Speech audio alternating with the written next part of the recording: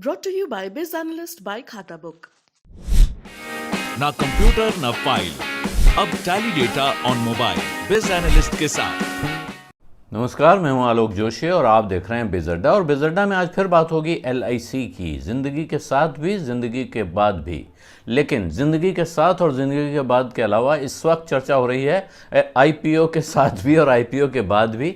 लेकिन IPO के पहले क्या हो रहा है, इस पर नज़र रखना बहुत ज़रूरी है। सेबी ने LIC के IPO के ड्राफ्ट रेड हेरिंग प्रोस्पेक्टस को मंजूरी दे दी है। 63,000 करोड़ रुपए जुटाना चाहती है सरकार LIC का IPO लाकर। लेकिन इसके पहले जो सरकारी कंपनियों में होता है वो होता हुआ दिखाई पड़ रहा है। यहाँ भी सरकार LIC को दोहने की तैयारी कर रही है और दूसरी तरफ LIC ने अपने तिमाही नतीजों का ऐलान किया है। और इन तिमाही नतीजों में आया है दिसंबर क्वार्टर, यानी कि जो दिसंबर में ख़त्म हुई तिमाही है उसमें 235 करोड़ रुपए का मुनाफा दिखाया है LIC ने। 235 करोड़ रुपए का प्रॉफिट, जबकि पिछले साल इसी तिमाही में 1 करोड़ भी नहीं हुआ था, सिर्फ 94 लाख रुपए का मुनाफा दिखाया गया था। तो ये प्रॉफिट कैसे आ रहा है? इसी तरह से आप देखें तो पूरे 9 महीने जो खत्म हुए हैं इस क्वार्टर में, दिसंबर के, यानी इस वित्त वर्ष में अप्रैल से लेकर दिसंबर के बीच के 9 महीनों में कंपनी ने 1,643 करोड़ रुपए, 1,643 करोड़ रुपए का प्रॉफिट दिखाया है, जबकि पिछले साल के 9 महीनों में उसने सिर्फ 7 करोड़ रुपया कमा के दिखाया था। तो ये फ़र्क एक आ रहा है। और ये ज़्यादा फ़र्क किस वजह से आ रहा है? ये आ रहा है कि LIC एक्ट में सरकार ने एक फेरबदल किया है और उस फेरबदल की वजह से LIC की कमाई, यानी उसके शेयर होल्डर्स को मिलने वाले पैसा बढ़ रहा है। लेकिन ये हो रहा है उसके पॉलिसी होल्डर्स की कीमत पर। LIC के 2 फंड होते हैं। अभी तक उसका एक फंड था जिसको सिंगल लाइफ फंड कहते हैं। लाइफ फंड जो होता है वो पैसा है जो LIC इंश्योरेंस के प्रीमियम से जुटाता है और उसके बाद उसमें से वो पैसा जो वो बाज़ार में लगाता है या एसेट्स में लगाता है, जिसके इन्वेस्टमेंट से उसने इतना बड़ा साम्राज्य खड़ा किया हुआ है। भारत भर में तमाम रियल एस्टेट प्रॉपर्टीज़ हैं, देश का सबसे बड़ा इन्वेस्टर है LIC। ये सारा पैसा जिस फंड में से आता है, उस फंड का 95% हिस्सा अभी तक पार्टिसिपेटिंग पॉलिसी होल्डर्स को, यानी वो पॉलिसीज़ जिन पर LIC को बोनस देना होता है, उन पॉलिसीज़ के खाते में जाता था। और 5% शेयर होल्डर के, और जो शेयर होल्डर अभी तक सिर्फ सरकार थी। अब जब LIC एक्ट में बदलाव हुआ है, बदलाव क्यों हुआ है आपको पता है? बदलाव हुआ है ताकि LIC का IPO आ सके। अगर बदलाव नहीं होते तो LIC का IPO नहीं आ सकता था।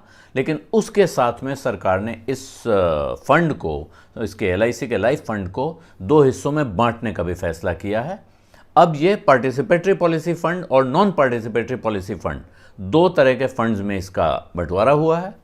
जो पार्टिसिपेटरी पॉलिसी फंड है उसमें 95 और 5 का रेशियो होता था अभी बंटवारे का। 95% पॉलिसी होल्डर के पास और 5% शेयर होल्डर के पास। अब सरकार इसको बदल के 90-10 के फॉर्मूले पे जाने की तैयारी कर रही है।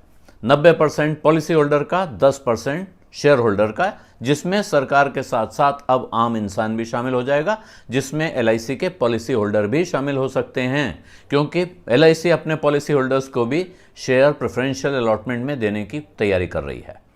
तो in policy holders, in share holders के लिए तो ये अच्छी खबर हो सकती है।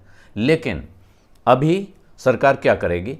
पहले इस 95 और 5 के फॉर्मूले को 92.5 और 7.5 में कन्वर्ट किया जाएगा।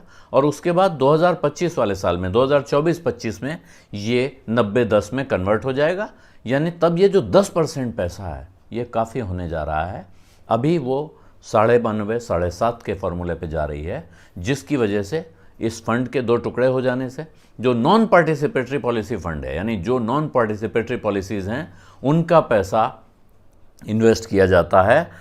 इस हिस्से को अलग किया गया, इस फंड को 2 टुकड़ों में बांटा गया है और वो नॉन पार्टिसिपेटरी पॉलिसी फंड पूरा का पूरा शेयर होल्डर के खाते में जाएगा। और वो शेयर होल्डर इस समय कौन है? सरकार है। सरकार ने इससे पहले भी, और ये मैं मोदी सरकार की बात नहीं कर रहा हूँ, इससे पहले जो सरकारें इस देश में रही हैं, उन्होंने जब भी किसी सरकारी कंपनी का डिसइन्वेस्टमेंट किया है, उसके पहले एक बहुत बड़ा मोटा डिविडेंड लिया है। सरकारी कंपनियों से सरकार डिविडेंड लेती रहती है, लेकिन आईपीओ के पहले एक बार, कई बार ये होता है कि वो कंपनी को के शेयर को स्प्लिट करती है, कई बार उस पर एक बहुत मोटा 1000% टाइप का डिविडेंड ले लेती है, जिससे कि उसके पास काफ़ी पैसा आ जाए और उसके बाद वो शेयर जब बाज़ार में उतारे तो उसके बाद जो दूसरे शेयर होल्डर हैं उनको उसका हिस्सा कम हो जाता है। लेकिन इसमें क्योंकि सरकार के पास बहुत बड़ा हिस्सा रहने वाला है एलआईसी का, तो आगे भी सरकार की कमाई जिस रफ्तार से बढ़ेगी उसी रफ्तार से एलआईसी के शेयर होल्डर की कमाई भी बढ़ेगी, ये ध्यान रखने वाली बात है। तो एक तरह से ये एलआईसी के आईपीओ को अट्रैक्टिव बनाता है ये फॉर्मूला, लेकिन ये होगा एलआईसी के पॉलिसी होल्डर्स की कीमत पे, इस बात को ध्यान रखना चाहिए। बीज़ अड्डा में आज इतना ही, अब इजाज़त दीजिए। धन्यवाद, नमस्कार।